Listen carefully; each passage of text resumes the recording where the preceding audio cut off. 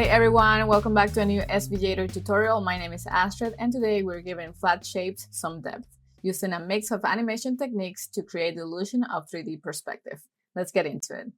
Alright, let's begin. So this is the scene that we're going to be working with. Basically what I want to achieve here is for the glasses to look like they're rotating from left to right. And for that we're going to need to do a combination of a few things here.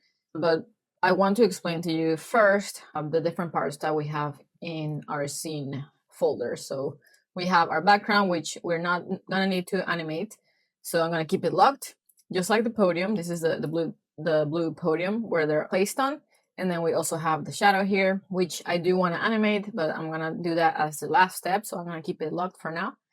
And then finally we have the glasses folder. So inside the glasses folders, we basically have most of the elements in here, and then the frames, or what we could call the kind of like the arms of the sunglasses here, are in a separate folder. So let's start with the lenses group. So the first thing that I want to do to start create this illusion of rotation is I'm going to grab my lenses folder and I'm going to add a position animation. And then at 1 second, I'm going to move it to the left. So maybe this amount right here. And then once I get to 2 seconds, I'm just going to copy and paste my initial keyframe. And then at 3 seconds, I'm going to move the whole thing to the right. So basically, this is just going to move left and right, just like that, and back. And now, obviously, that doesn't look 3D at all. So the first thing that we need to do to kind of like fake that rotation is also add a scale to the entire lenses folder here. So I basically want to squash the sides of it a little bit. So with my scale animation at 1 second, I'm going to bring the scale from 1 to maybe around 0.9, just like that. Then I do have that initial keyframe at 2 seconds, and then we can do exactly the same here. So 0.9 and enter. And if we play here, we can already see kind of a little bit of that illusion starting to show. Now, inside the lenses, we have a few different things. We have the bridge, which is this little piece that goes kind of like connects the two frame or the two lenses. And then we have lens right and lens left. So let's start with lens right here. We have a highlight. We have the actual frame, which we don't need to do anything to that. We have a mask, which is containing the reflection. So if I release this mask, you can see that it's basically composed of two parts. So we have the lens, which has a multiply blending mode, and then we have the reflections, which is basically two large rectangles, two long rectangles rather, which are gonna act as our reflection here. And I'm gonna undo I'm just gonna remake that mask right here, or actually it should be a clipping path, just like that. And then you can see there's like a little bit of an opacity here. And then the blending mode makes the purple of the podium get like a little more blue. So, you know, it's sunglasses. So we have that effect there. And then we have the actual lens. We don't really need to do much there. And the nose pad, which is basically this little ellipse that we have back here. And we're also going to animate as the perspective changes. Now let's begin with the reflections here. So I want to open up my folder here until I can get to the actual rectangles that make up the reflections. And basically, since the light is coming from the center here, and I see the same reflection on both sides, what needs to happen when I rotate to the left is that the reflections move to the right, and then once I rotate to the left, my reflections move, or rotate to the right, I'm sorry, my reflections move to the left. So let's start with the right side over here.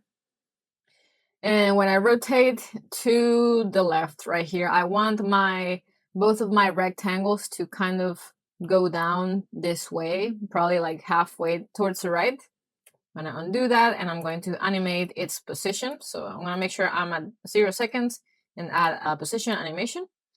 We can just copy at this point the initial keyframes here, and then at 1 second, I'm going to grab both of my rectangles and move them towards this direction. Okay. Now I also want the lights here to change their shape a little bit, or like to get thinner. That's gonna make sense in a second. So I'm gonna do a size animation as well to help with the reflections kind of moving as the sunglasses rotate. So I'm probably gonna have to tweak the position as well. But for now, I want the size. Again, I'm gonna duplicate my initial or size there. And then for the size, I basically want the thick one here to become the thin one, and then this one to become something that's closer to this width. So I'm gonna grab the first one. And it's very important that if you're making a size animation, you actually use the resize tool, because if you use the transform tool and you try to add an animation to that, it's not actually going to do anything. So I'm going to resize this one, and then this one, I'm going to, again, resize it away from the other one. I have to zoom in to actually select the side here. And I think that size should be enough. Now I do have to tweak the position a little bit, because I do want them to stay around the same distance from each other as they were originally. So it would basically be something like that. So we go from 0 to 1, 0 to 1, okay? I think actually this one could be a little thinner just to match what I have on the other side. So let me do this, and once again, with the transform tool, I'm just going to move this one up a little bit, just like that. And we have kind of like that effect of the reflections reacting to the rotation of the sunglasses. So that's one step that we have here. Actually, this one's not thick enough, so I'm also going to make it a little bit more, a little wider too. If I can actually select the node in the middle, let me just move that out of the way. And I just want it to, be bigger than the frame right there. And yeah, it would be something like this. Okay, now when we go to 3, this actually needs to go in the opposite direction and completely disappear. So let's do a position animation. We're gonna add a keyframe to the position animation over here, and we're gonna go up. I'm gonna try to stay kind of like in the same line, something like that. And let's see what that looks like. So it gets thinner, and then it kind of like disappears. I don't need to do a size animation going this way. I think that's enough just like that. And then I'm just gonna repeat the same steps for the left side. Left lens, open up my mask. I have my reflections. I'm gonna add position animation. That's the first keyframe. I copy the keyframes to 2 seconds. And then I'm gonna select both rectangles. And at 1 second, they are going to go this way and completely disappear out of the frame. And then I'm going to go back to 0, add that size animation here. I want to save my keyframe right here. And once again, I'm going to select my resize tool, resize away from the other one so they don't overlap. So this one goes this way, and then tweak the separation between them. So this one's way too far from this one, since I changed the size of both. So I'm just going to bring it up and see if that's a good distance. I think a little bit more, something like that. Yep. And let's see. So they're kind of doing the same effect, but I think they should actually go a little farther out or to the right, so they have time to actually disappear and we can actually see that. So something like that. And then I'm gonna go to 3, and in this case, we're gonna move them more like towards the center. We still want to see most of it, just like this, just like what we have on the other side. And that's the effect that we have for our reflections here. Okay, moving on. I'm gonna close this. I can lock it for now. We don't need to worry about that. Now we also have these highlights here. So when we begin this, we have the opacity at 0%. That's why we're not seeing anything.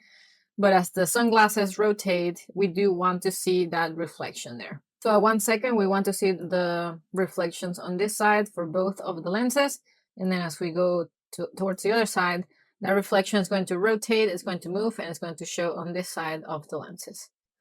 I'm going to select my highlight on the left side over here, and I'm going to add an opacity, animation. I do want it to go back to 0 at 2 seconds. And then at 1 second, it's going to go to 100. Probably we don't want a linear animation there, but we can do 100 right here too. And then let's do something like ease in or ease out sign, and we'll see that looks good. It's just gonna be less robotic compared to a linear animation. So we have that, and then at this point we do want that to be on the other side. So for that, let's do a rotation animation right here. I'm gonna save my initial keyframe, put it right here. And then before I move it or rotate it, I wanna add also a position animation so we can actually get it to the other side. So at this point, it would move to the other side of the lens, and then we can rotate it as well until it matches the curve of the lens. So I think something like this. Can put it like that. And that way it appears on the other side, except we don't want to see the transition happening. So for that, let's keep the opacity at 0 for a little bit longer. Or actually, let's make the rotation happen before we change the opacity. I think that's what it needs to be. So the rotation happens, and also the position changes before we can actually see the highlight.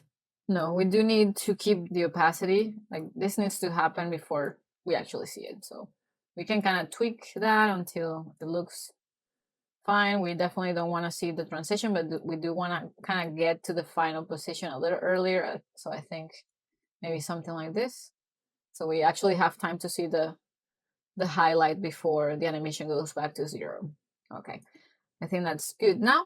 And the good news here is that since both sides are exactly the same, I can just grab my highlight from the lens left to lens right, and then delete the original that I had here. And then if I play it, it's already there and it's already doing what it's supposed to do. So we just saved a couple of minutes there, copying and pasting. Moving on, I think I actually want to have my frames get squashed a little bit more, but instead of doing the entire lens or lenses folder, I'm actually going to grab the lenses here, like the entire lens right and lens left, and I'm going to add another scale animation. Do the same thing that I've been doing, just copying the first keyframe to second number 2. And then I'm gonna do 0.9, just like I did before. I think that's gonna make the perspective a little more, like a little stronger. And we can do the same thing on the other side. And I'm gonna do exactly the same for lens left as well. So scale, copy initial keyframe there, and then change the scale to 0.9. And we can just copy this one. And if I play that, I think that's looking a lot more like it's actually rotating at this point. So now I think the next thing should be to work on the bridge here. So this little piece that connects it to the two lenses, because when it gets here, it's not really connecting right anymore. So if you see here, it goes all the way to the frame here. So if I select it, it's right on top of the frames. So I'm going to add a morph animation so we can actually match this point right here and put it right here, and then this one, put it right here, and at all times it should look like it's connected. So I'm gonna go back to 0 here and add a morph animation. Once again, copy that initial keyframe to 2. And then I can grab the node tool. I can grab the right node on this side and put it right here, and then the other one right here. And then let's check what it looks like at 3 seconds. So it's not connecting. So I'm going to do exactly the same and put it where it should go, so the illusion of our perspective doesn't get broken there. I think that's looking a lot better now. I think we could even tweak the angle of the bridge a little bit. So I think this would be a little lower this way, and then it would be, let's do a little lower this way. So it kind of changes the perspective a little bit as well. It helps with that that rotation effect. I think that was too much. Okay. And the next step, we also have the nose pads, so those little ellipses I showed you earlier. So let's figure out what they need to look like over here and then over here. I want to start with the right one, and as our sunglasses rotate to the left, this side, the nose pad on this side is actually going to show, so it's going to do something like this. Since it's hiding behind the frame here, I also want to make it a little bit bigger because I think the shape is probably going to look better if we make it a little bit bigger. The reason it's smaller is because it's not hiding because of the opacity. The opacity is 100%, but it's just scaled down. So let's do first scale animation and add 1. Let's see what happens if it goes to 1 right here. And then we're gonna do initial keyframe here. So basically want to also move it. So I'm gonna add a position animation right here. Once again, save that initial keyframe at 2. And then we can move it to the right. So our little nose pad is actually showing as our glasses rotate. So yeah, something like that. And then we don't really need to see it at all once they rotate to the other side. So I don't need to do anything else here except go to the other side. So I'm gonna open up my lens left folder, find my nose pad, and I'm gonna do exactly the same, but this time it's going to move towards the left. So scale, copy that keyframe, and then we're going to change the scale from 0.45 to 1 over here, and also add a position animation, and it's just going to move towards the left this time. So we can move it right here and then go back to its original position, except it's not really showing. Or is it? Oh, it is. But I put it in the wrong place. So it's not supposed to be here, but this keyframe actually goes at 3 seconds. So you can stay in its same position, and then at 3 seconds, that's when we see it. So also the scale needs to go here. There it goes. Now we actually see on the right and then on the left. Now finally, the last and biggest challenge for this perspective illusion to actually work is to get the arms of the sunglasses to move in a way that looks realistic. So for that, I do have a separate folder for my frames, and I have frame left and frame right. So their initial position, since we're looking at it from the front, they look very short. And then when we go to this side, they need to get longer. And then when we go to this side, they both need to look like they're actually the same piece. So let's try to figure that out now. I'm gonna go to 1 here.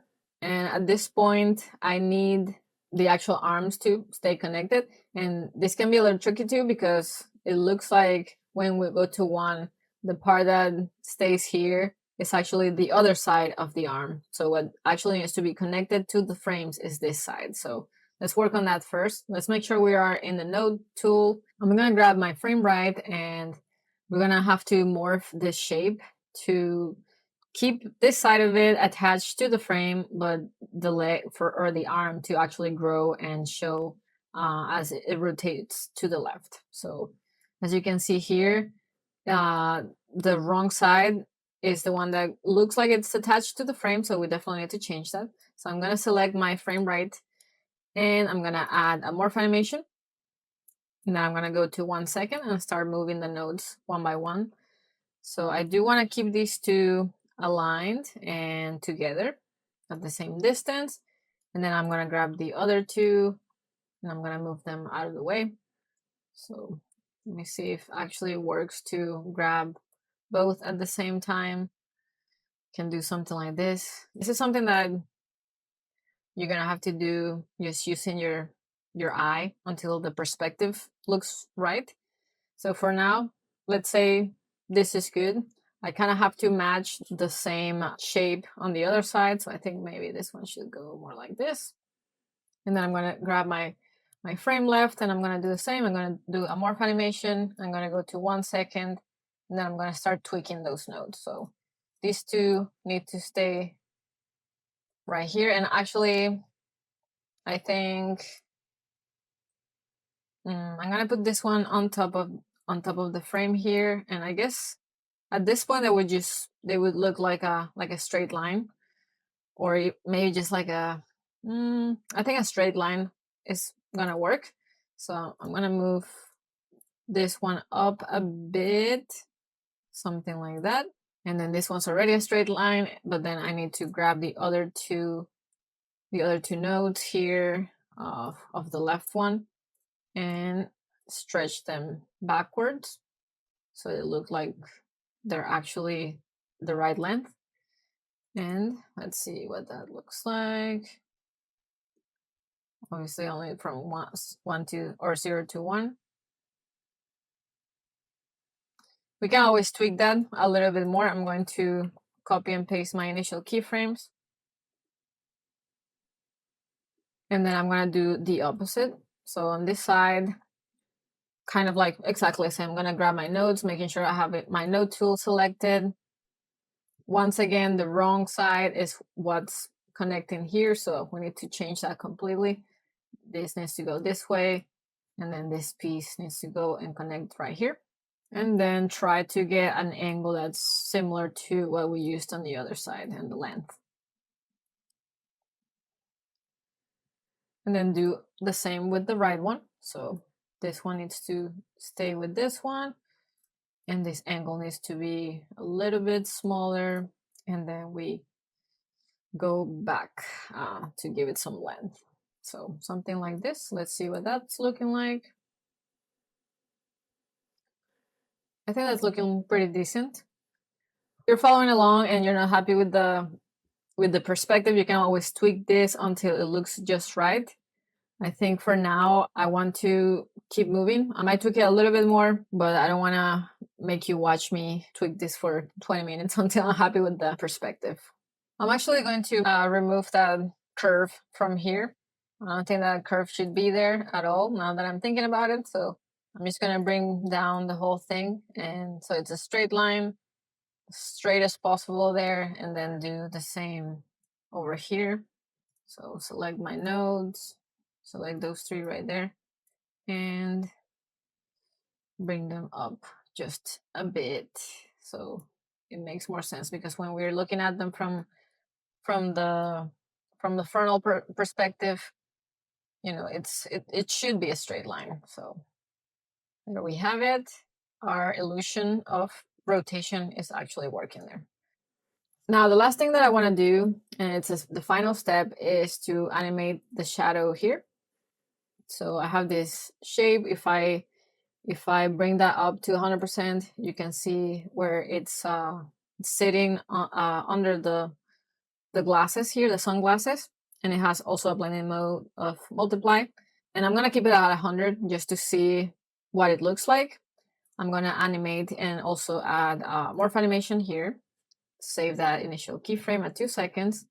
And then I just wanted to kind of follow the shape of the glasses. So at this point, I think this should go up a little bit. It should move this way. We can kind of like follow the sunglasses opening, like the middle section there a bit. This should go up, maybe down right here. Grab my node tool, and then maybe we can do something like that. Kind of like follows the shape better. And then let's do the opposite on the other side. So let's bring up this area. Move this up as well. And then this side also the same, and something like that. Now if we play, let's see what that looks like. The shadow looks like it's actually moving with the sunglasses. And then we can bring that opacity back down to 10. And we play our final animation that we have here of our sunglasses rotating over or on top of this podium and making this illusion of a 3D rotation in our 2D space. And just like that, we have created the illusion of 3D perspective all inside SVGator. If you followed along this tutorial, let me know in the comments if you have any questions, and I'll be happy to help. I'll catch you in the next one.